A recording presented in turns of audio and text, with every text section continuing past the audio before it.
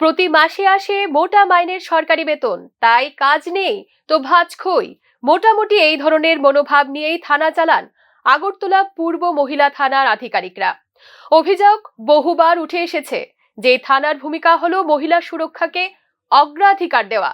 সেই মহিলা থানাতেই অভিযোগ জানাতে এসে দুর্ব্যবহার ও অমানবিক আচরণের শিকার নিখোঁজ এক যুবতীর ভুক্তভোগী পরিবার।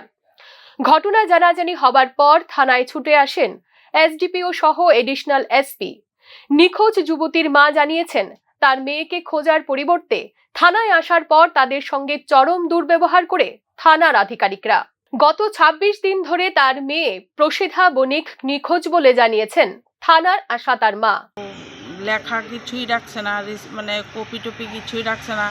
তারা নিজের থেকে কইতেছে আপনার মেয়ে যেখানে আছে ভালো আছে, ওইটুকু। তারা কিভাবে জানলো আপনার মেয়ে ভালো আছে? সেটা আমি কিছু জিজ্ঞেস করছি না। আমি তাদেরকে কিছু জিজ্ঞেস করিনি। সঙ্গে সঙ্গে আমি যেহেতু আপনাকে বলা হয়েছে যে আপনার মেয়ে ভালো আছে, ওদেরকে জিজ্ঞাসা করেছেন যে আপনারা কিভাবে জানলেন? না, কোনো কিছু আমি জিজ্ঞাসাবাদ। ঘটনার খবর পেয়ে ছুটে আসে হিন্দু জাগরণ মঞ্চ সংগঠনের সদস্যরাও।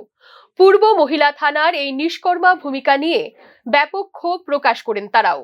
রাজ্য সরকার যখন মহিলা সুরক্ষাকে অগ্রাধিকারের তালিকায় রেখে গুরুত্ব দিয়ে কাজ করছে, তখন তার বিপরীত রাজধানীর এই থানাটির কর্মকাণ্ড নিয়ে বারবার সরব ভুক্তভোগী মহল ও সচেতন নাগরিকরা।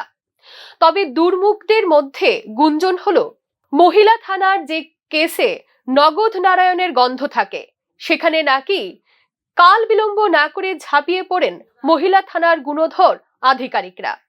রাজ্য প্রশাসন এই প্রসঙ্গে কি ব্যবস্থা নেয় সেই এখন দেখার বিষয়। Bureau report, news now.